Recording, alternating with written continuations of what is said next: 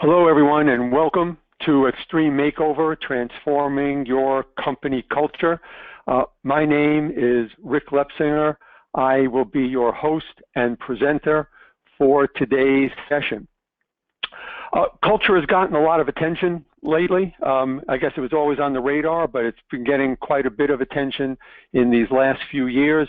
And I think one of the key reasons is that leaders have come to realize that culture is a tool that they can use to help guide behavior and help ensure and increase the likelihood that people will do the right thing even when nobody's looking. And in today's session, we're going to talk about four things.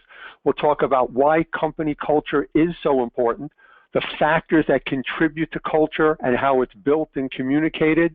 We'll also specifically talk about what leaders can do to help change, transform their culture, and what you can do to ensure that the culture will last.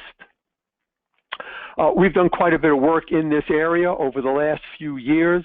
My book on the art and science of competency modeling is really all about identifying the success factors and the behaviors that are needed to support a robust, high-performing culture. The flexible leadership is about leaders' role in creating a flexible, adaptive organization. And my most recent book, Closing the Execution Gap, where we identified and talked a little bit about the role culture plays in enhancing execution. As a matter of fact, a strong culture and an aligned culture was one of the 5 key differentiators of those companies that are most effective at delivering results. So let's start with the definition of culture and what we actually mean by it. And a standard kind of conventional definition is that it's a shared set of attitudes, values, goals, and practices that characterize a particular organization. It's a way of thinking, a way of behaving. However, conventional wisdom is that culture is an intangible concept, and you hear people refer to it as intangible, difficult to get a good handle on, and it's difficult to define and communicate. And I would actually disagree with that. I believe that culture is actually very concrete and it's measurable. And the reason for that is because we understand and know a company's culture by observing the behavior of its leaders and by looking at its work processes, its policies, and its systems. So culture itself is actually quite clear, quite observable, quite concrete. And in fact, this notion is also the beginning of the levers that you have to be able to reinforce and or change your culture. So let's talk a moment about why culture is important. And the main reason is that it impacts 3 key determinants of organizational performance. The first is around hiring. This is really about how you espouse culture, how you position yourself in the market is all about attracting the best and brightest, positioning yourself as an employer of choice. And again, what you're trying to do is connect the expectations of employees with what you are actually able to provide. So it really does drive the hiring and selection process. But then again, the gap between what you espouse and what is actual can have impact on retention. But when in fact you deliver on your promise of the culture, it tends to also drive retention, and people tend to stay, are more likely to stay when they feel fulfilled and feel like the organization is delivering on its promise and its commitment. In addition, this then tends to drive the third key factor, which is around productivity. When people are satisfied, highly motivated, feel part of the organization, productivity tends to increase fairly dramatically. And you can see from the statistics here, when that's not happening, the lost productivity runs in the hundreds of billions of dollars. So what contributes to organizational culture? How do you build it? How do you get it out there? It starts with clarity, where employees really know the company's mission, key values, and rely on them to kind of guide behavior, to make decisions. And JetBlue is a great example of that. I don't know how many of you have recently flown on JetBlue. I had the opportunity to take a trip on JetBlue for business a few weeks ago, and it is a great airline. I mean, you can really see its mission, its culture in operation, and they're really all about creating a great experience in the air, on the ground, and you can see that. And it's their culture, their mission is out there for everyone to see. So there's that clarity overall. And it's the idea of communication. But here what we're talking about is translating this mission, these values, into specific behaviors, and that they're then reinforced by organizational systems. Now again, with JetBlue, at the end of the trip, you know, they online, they send you a survey, a customer survey, and in that customer survey, you can see all the behavioral items that they're expecting their cabin staff, their ground crew, to be able to deliver. They talk about referring to you by name, how your luggage is handled, how well the check-in went, the overall service, and in fact, people tend to deliver the mission, the culture, through their behavior. Zappos is another example where they have something they call their culture book, where they actually ask employees to describe both how they feel about working there, but also what it is they do day to day to reinforce the 10 core values. So right there, they're engaging employees to be able to describe and outline what they do on a regular basis.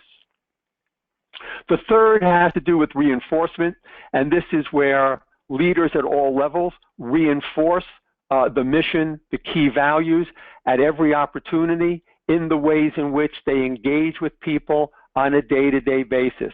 And this idea of leaders modeling the behavior and reinforcing is actually one of the key differentiators that we discovered in organizations that are more effective at execution.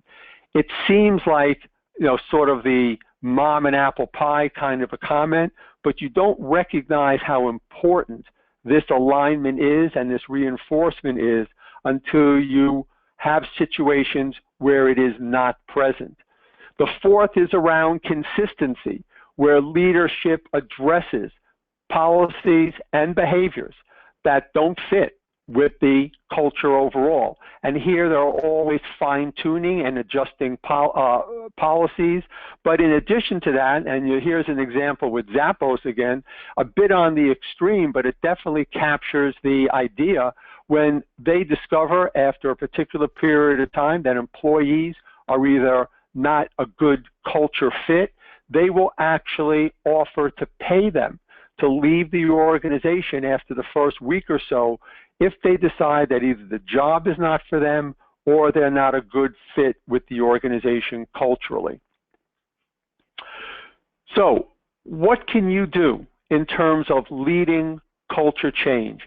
What specifically can you do as a leader of your organization to be able to adjust the culture?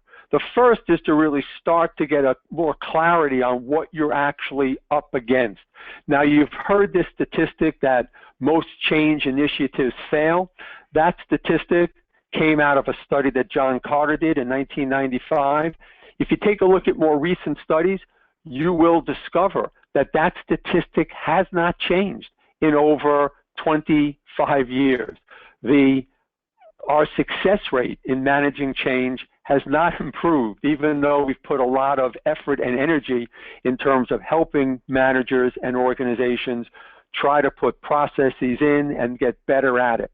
Part of the issue here is that these change initiatives don't fail because employees don't want to change.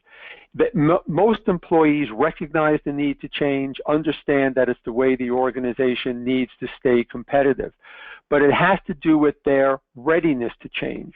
So a lot of what we'll talk about here around cultural change is getting people ready, not just motivated.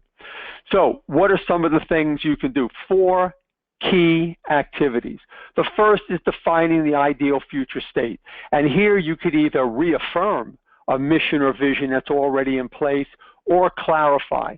The key here is to ensure that it's a shared picture with employees at all levels of the organization. To my mind, it can't just be cascaded down from the top. It's actually essential to ensure you have input from the rank and file inside the organization to help shape it. The second is around identifying critical success factors.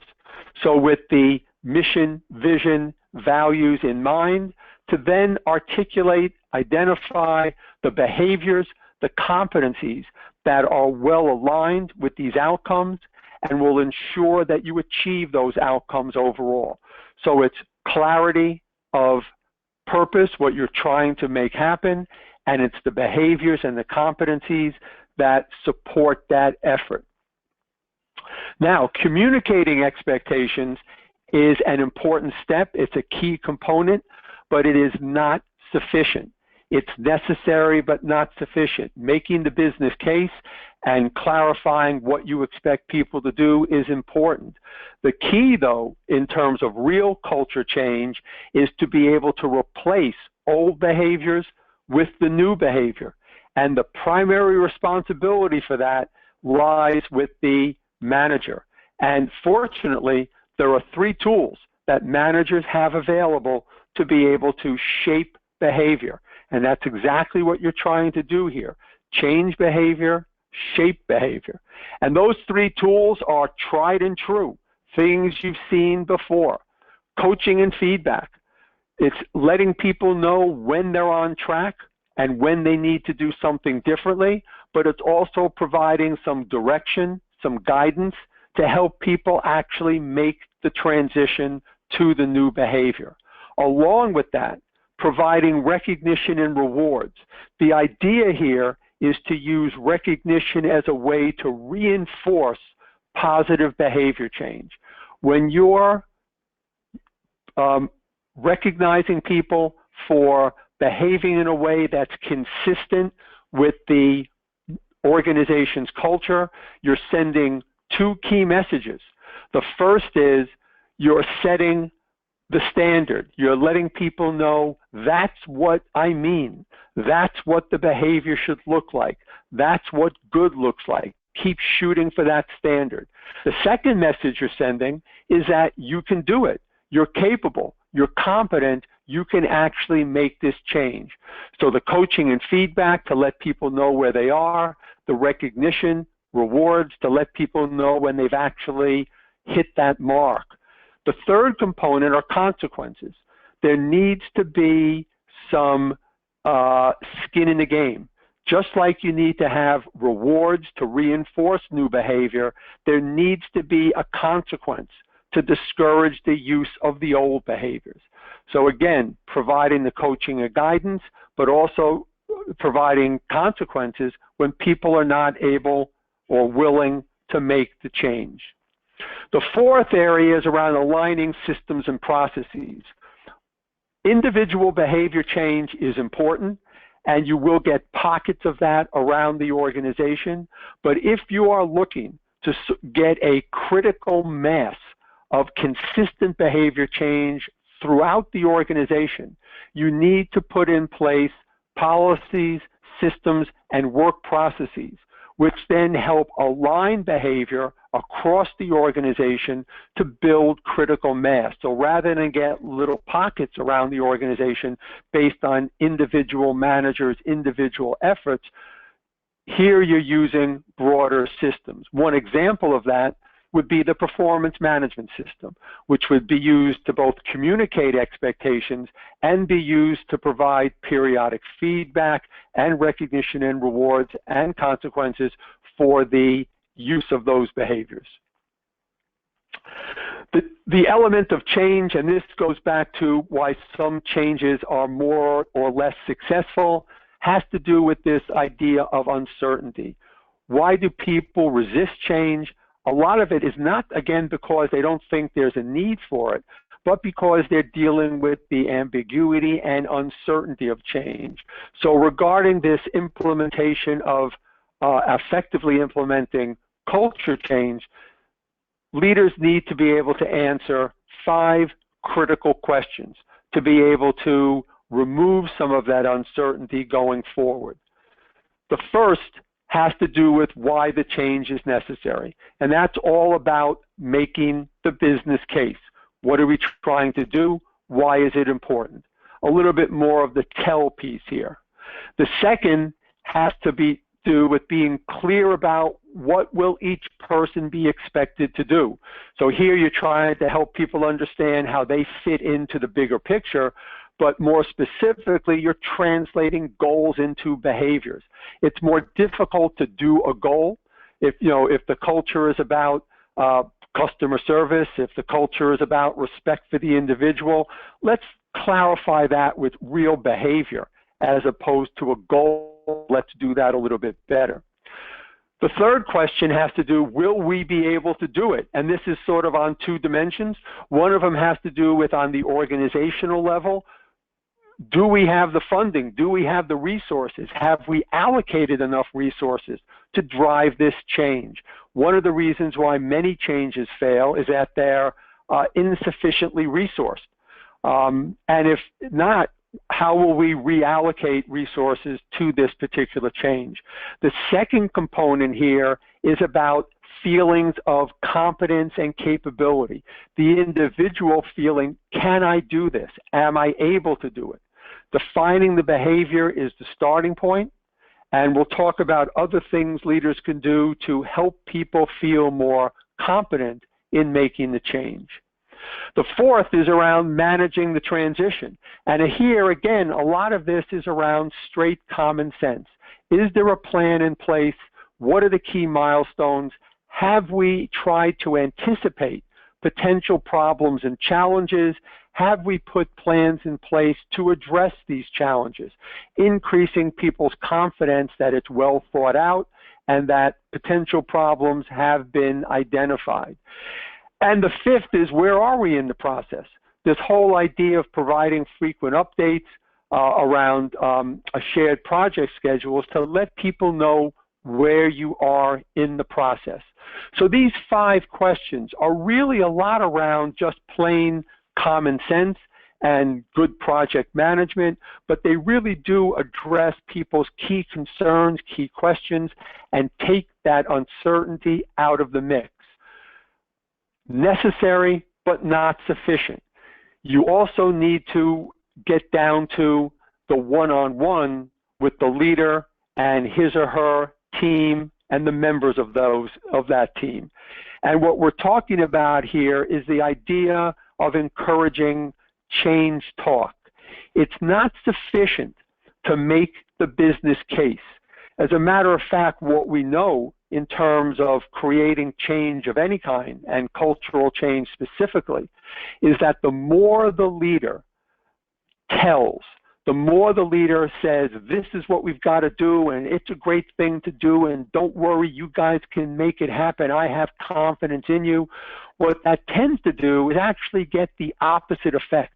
Rather than be motivating for a large percent of the people, it causes them to sort of dig in a little bit more, become a bit more defensive, and have them start to explain and defend why what they're doing is actually the right thing to do. So to get over that, the preferred approach is to be more engaging, more empathetic, more participatory. So although you will make the business case, in addition to that, you want to get employees to talk about the change and to make statements and comments that reflect positive reasons to support the change overall. And there's 4 tools: exploring importance and confidence, conducting a pro-con analysis, and pressing for specifics, and reinforcing positive change statements. So let's take a look at each one of those. The first, around exploring importance and confidence. rather than you as the leader tell people why it's important, say that you have confidence, you want to get them engaged in the conversation about why they think it's important and the extent to which they feel confident. So 2 questions you can use. The first is, ask people, how important do you think making this change is on a scale of 1 to 10? And when they provide their response, their answer, you should then respond by saying, why isn't it lower? Now that's a little counterintuitive, because normally we would say to people, why isn't it higher? The reason why you ask why it's not lower is that you want them to say more positive things about why it isn't lower. Why did they rate it as high as they did? They're focused more on the positive aspects. If you ask them, why isn't it higher, they'll start to focus on the negative. So you want them to be thinking about why this might be important to them. The second question is about confidence. And here you're asking, how confident are you that you can make this change? Scale of 1 to 10. And here, this time you're asking, why isn't it higher? Because now you want to understand what their concerns are, what they see as the key obstacles. These 2 questions not only engage the other people in the conversation and the 2-way dialogue about change, but they're critical to help you identify where people are in the change process in terms of how committed they are, and it also helps you identify specific actions, strategies you can bring, and going back to the coaching, to help you shape and target your coaching interventions. The third tool is the pro-con analysis. And here again, the intent is to engage people in the dialogue. Have them talk about the change rather than just rely on the leader to deliver the message. And here you're asking people the advantages and disadvantages of staying the same and the advantages and disadvantages of changing. And as you apply your strategies to move people along the change readiness continuum, you're looking for a shift in the increase in the advantages of changing and an increase in the disadvantages of staying the same. This information, again, can help you gauge where people are in the change process, but also help you direct some of your coaching interventions. So, what can you do to increase the likelihood that the cultural change will stick? 3 things. One is adjust systems and work processes. So again, although individual behavior, leader behavior is critical to the change, you're trying to institutionalize the behavior and not leave it up to individual effort or pockets of people who are committed around the organizations. So you're trying to use systems, policy, work processes to ensure the use of new behaviors, that they get to a critical mass, that the behaviors become institutionalized through systems like performance management, and you want to outline how people should work with internal and external stakeholders, providing guidelines in which to use these new behaviors. For large or small organizations, it helps drive more consistency across the organization. The second is around documenting the culture. And here what you're trying to do is not only communicate the mission internally and externally, but you're also trying to engage employees in promoting the culture. And one example is the Motley Fool Culture blog, where people get on there to describe, to talk about both what they're doing and illustrate the qualities of the culture inside the organization. And the third is around hiring people for cultural fit. Now again, for many managers, a lot of it is about just getting a warm body to fill a spot, and we'd really rather have anybody in the position in place of having that empty rec. But what you're trying to do here is ensure that the people that you hire are a good fit for the organization. Now, having the behaviors as part of your behavior-based interviewing is a critical starting point. Selecting people based on the competencies you've identified that you already believe are a good fit for the culture and support the achievement of that culture, and using clear, descriptive job descriptions where you're giving people a realistic profile of what the job is so they can do better jobs of self-selecting into the organization, and make sure that in the selection process, the hiring process, that you give employees an opportunity to meet with, interact, and interview the job candidates. So you're getting a wider view and perspective as well. By bringing people in that are a good cultural fit, you have less of the adjustment to make on the other side of that. So that takes us to time for a few questions. So with that, if you have a couple of questions, you can put that either into the chat or into the question section.